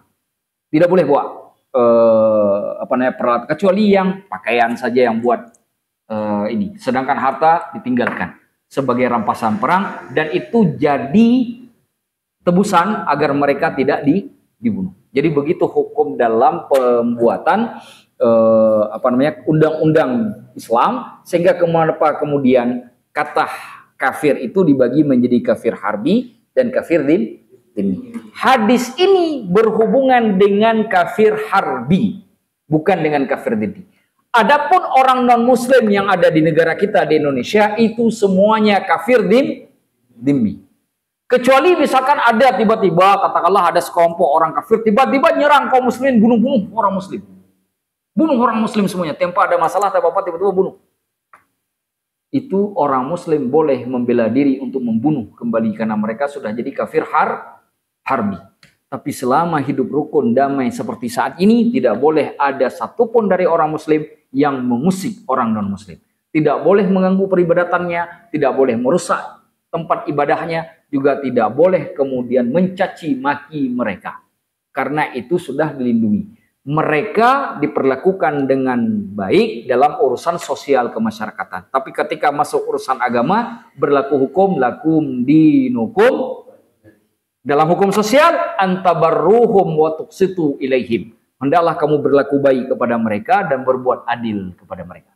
Adil pun harus dilakukan kepada mereka. Nah, makanya ada ayat kan, wala yajrimannakum syana'anu qaumin ala alla ta'dilu. Janganlah kebencianmu pada suatu kaum membuat kamu tidak dapat berlaku adil.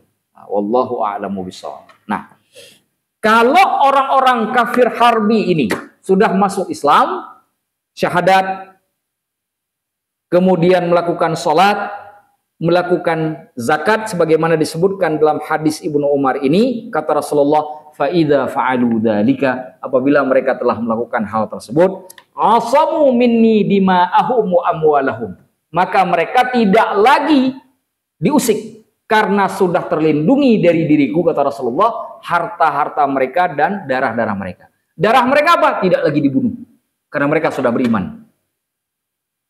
Harta mereka juga tidak boleh diusik karena orang Islam adalah yang menjaga dirinya yang tidak menyakiti kaum muslimin yang lain. Maka tidak boleh mengganggu harta sesama kaum muslimin. Bagaimana dengan kafir dhimmi? Hal yang sama juga berlaku dengan kafir dhimmi. Kafir dhimmi artinya orang yang sudah muahad tadi itu, sudah dalam batasan adanya perjanjian, tertuliskah atau tidak tertulis, karena sudah sama-sama punya kesepahaman, maka juga tidak boleh ditumpahkan darahnya, juga tidak boleh diambil hartanya.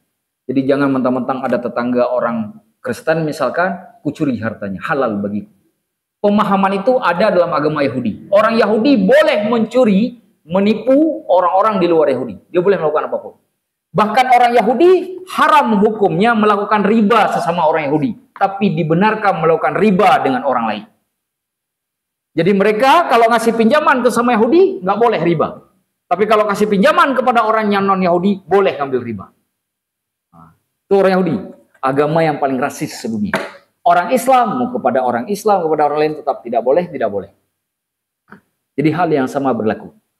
Baik kafir harbi yang sudah masuk Islam, atau kafir harbi yang sudah menjadi kafir dhimmi. Hartanya tidak boleh lagi direcoki, kemudian darahnya tidak boleh ditumpahkan. Mereka harus hidup di dalam negara Islam secara nyaman. Apa bayarannya? Jizyah. Kalau sekarang pajak.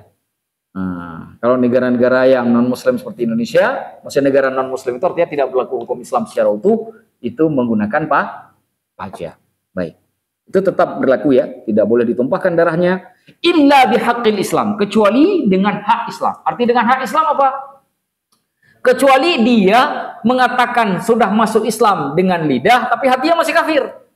Ini contoh Rasulullah menyerang orang-orang Khaybar. Ada di kalangan orang Khaybar nanti misalkan, dia mengatakan bersyahadat di depan Rasulullah, tapi dia menyembunyikan kekufurannya di dalam hati. Orang yang seperti ini tetap tidak boleh dibunuh, tetap tidak boleh diapa-apain. walaupun dia munafik.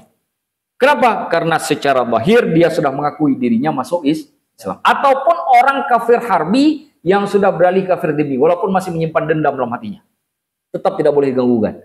Kenapa? Diteruskan oleh Rasulullah ujung ayatnya, ujung hadisnya, wa hisabuhum 'alallahi ta'ala. Hisab mereka itu ada di tangannya Allah Ta'ala. Artinya Allah lah yang akan menghisab apa yang mereka sembunyikan tersebut.